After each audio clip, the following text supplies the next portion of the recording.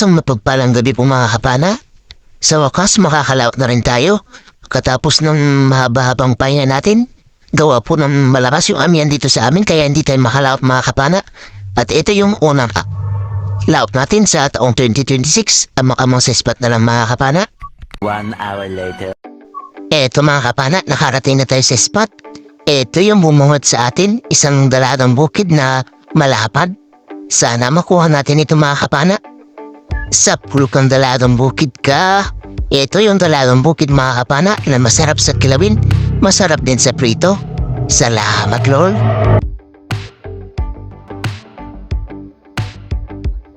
At pagka-secured ko ng dalagang bukid mga kapana, malaking barakuda naman yung nagpakita. Sa pulkang barakuda ka. Ayan mga kapana, tinamaan natin kaso hindi natin siya napuruhan kaya eto, itinusok natin dito sa may batuhan para nang sa ganun, masecure natin ito. Kaya inopen natin yung camera light natin mga kapana para malinaw nating makita yung barakuda. Eto at tutusukin natin ng tubukan ko mga kapana yung bandang ulo para magitik na siya. At hindi na siya makapalad-palad pa mga kapana. Malaki-laki na rin ito, mga magtatatlong kilo na rin siguro. Thank you Lord, kwartang linaw na ito. Ayan, tinusok-tusok natin mga kapana. At ito mga kapana, malapit na siyang mamatay. Kasi natusok-tusok na natin yung gitikan niya.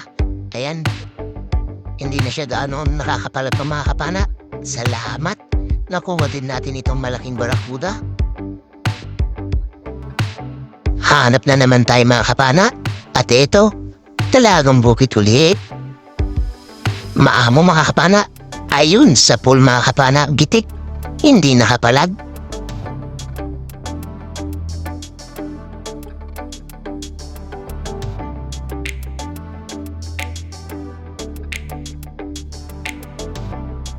Another dalagang bukid, yung nagpakita mga kapana. Sa pool kang dalagang bukid ka.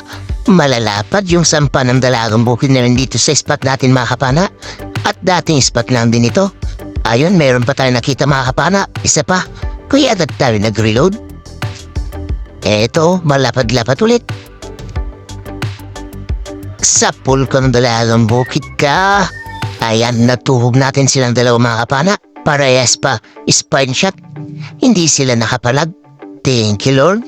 At dito, meron ulit tayo nakita malaking barakuda. Ayun, tinamaan siya mga kapana sa lid ng kanyang ulo kaya nagitik. Thank you Lord. Kwartang linaw na ito. Malaking barakuda ulit or babayo kung tawagin dito sa amin.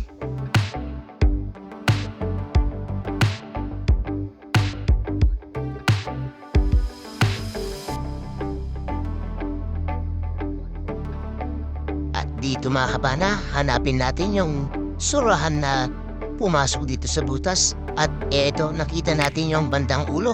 Kaya, hindi na tayo nagpatumpik-tumpik pa. Inana na natin. Ayon sa pool sa mata mga kapana, yung surahan na malaki. Thank you Lord.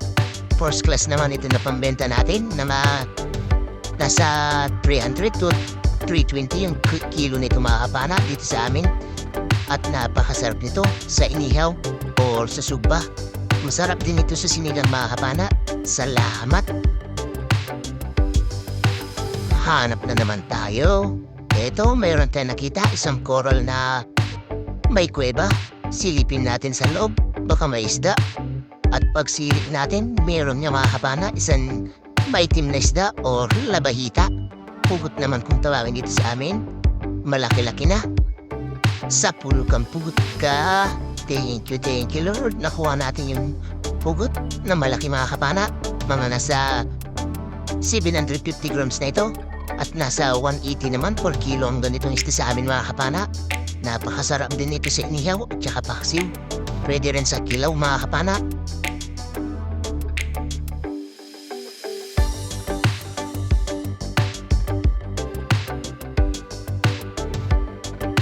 Hanap-hanap ulit ng isang mapapana. At eto, meron tayo nakita, nagtatago na dalagang bukid. Ayun, gitik na naman mga kapana. Hindi nakapalag.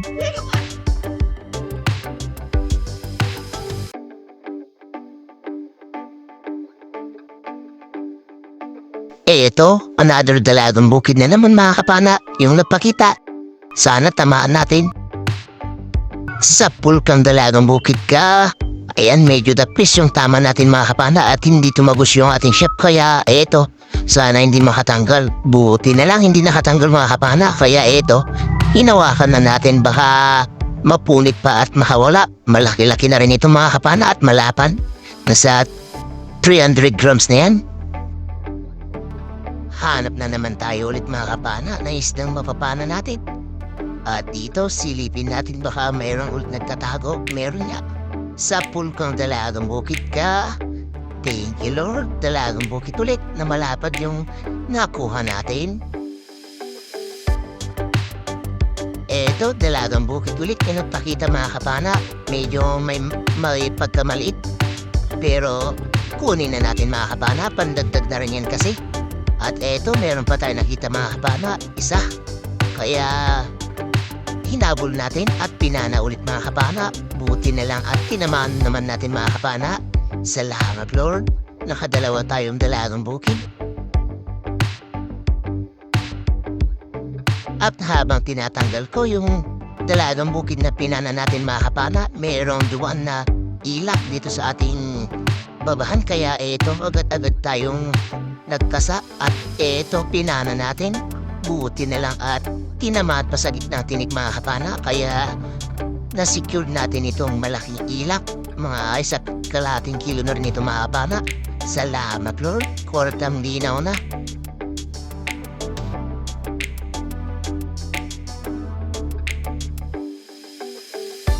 Hanap na naman tayo mga kapana ng mapapana natin.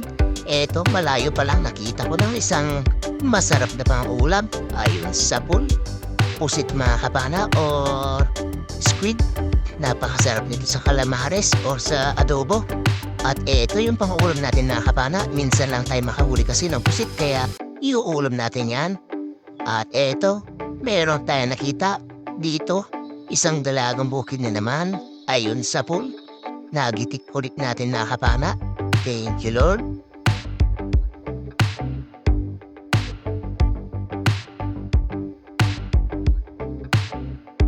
At pagka-secure natin ang dalagang bukid mga kapana, eto bumuhat sa ating harapan.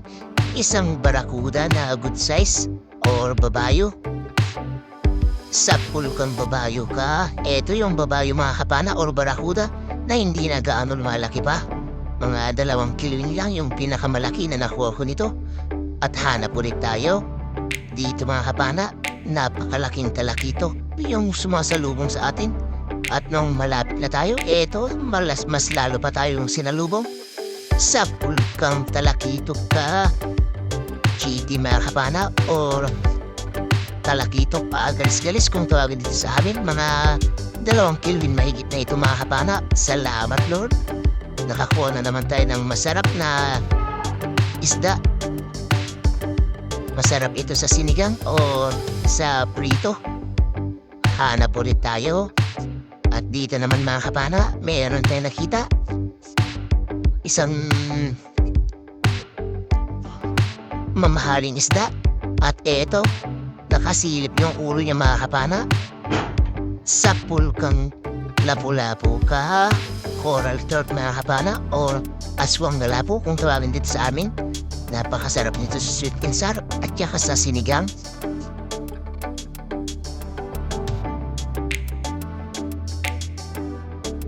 At habang pagilid na tayo mga kapana, galing sa malalim, eto, nakakita tayo ng nakasiksik dito sa may butas na maliit. Isang triple tail wrasse na isda or ampig kung tawagin dito sa amin. Salamat. At masarap din naman ito sa paksiw mga kapana. Kaya kunin rin natin ito na pang-ulam. Salamat. Hanap ulit tayo ng isda. At ito, isang balaki yung nagpakita or timbuhan mga kapana. Sa pulkang timbuhan ka, gitik. Na headshot siya mga kapana. Hindi nakapalag pa. Masarap din ito na paksiw mga kapana. Tsaka prito. Pero pambenta muna natin. At dito meron tayong nakita mga kapana. Isang barakuda na good size. Kaya kunin ulit natin. Sa pulkang barakuda ka. Ayan, kamuntikan pa natin di tamaan mga kapana.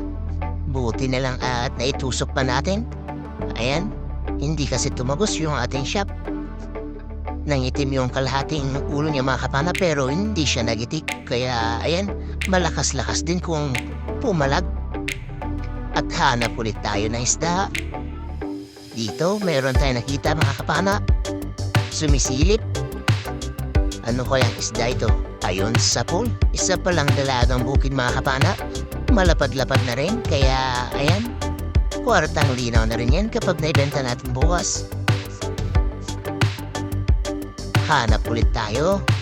At dito mga kapana, sinilip natin ito kanina at meron tayong nakitang dalawang honeycomb rabbit fish or malaga at maabot kung tawagin dito sa amin. Mag-asawa siguro ito mga kapana kasi magkatabi sila sa may dalawang butas. Eto, nakuha natin itong isa mga kapana. Sa lahamat at malalapad na rin ito, mga kalahating kilo na yung bawat isa. Sana makuha pa natin yung isa mamaya mga kapana kapag natuhog na natin itong isa sa tuhugan natin. At ito, binalikan na natin yung isa mga kapana. Nandito ulit sa butas. Kaya ito, sinilip natin dito sa kabila. At ito, hindi na tayo nagkamali. Nandito na sa kabila mga kapana. Wala na siya sa butas na pinasukan niya kanina. At ito, nakuha din natin. Ayan, hinihila na lang natin mga kapana kasi medyo naipit yung katawan niya sa singit ng dalawang bato. Ayan. Sana makuha natin mga kapana. Ayun, nahila din natin at mas malaki ito ng konti sa nauna natin na pinana mga kapana. Thank you Lord. Kwartang linaw na ito. Napakasarap sa sinigang yung mga ganitong isda. Pero masarap din kung makatinik kaya ingat-ingat na lang sa paghawak niyan mga kapana.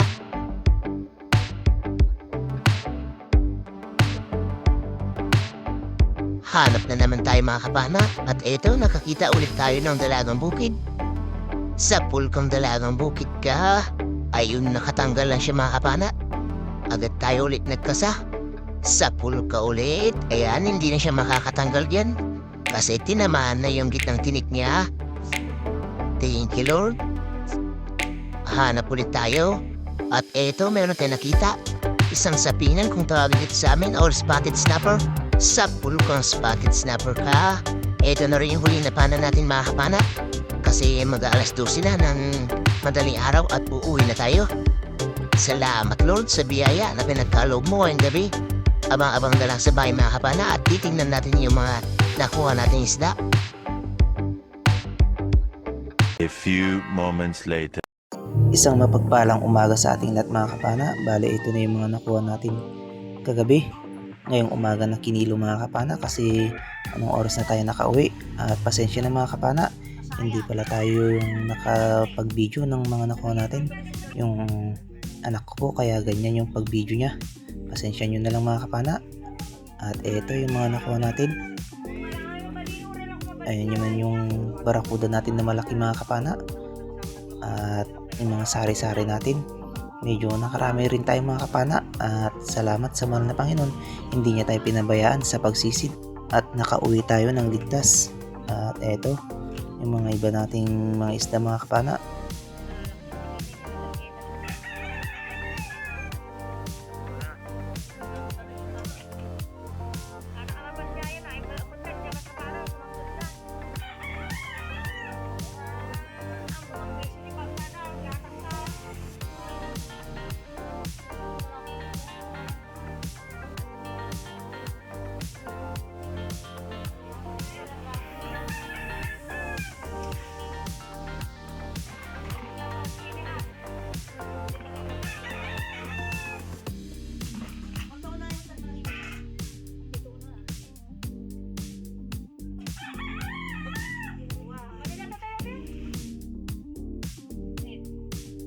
At ito naman yung mga first class natin mga kapana.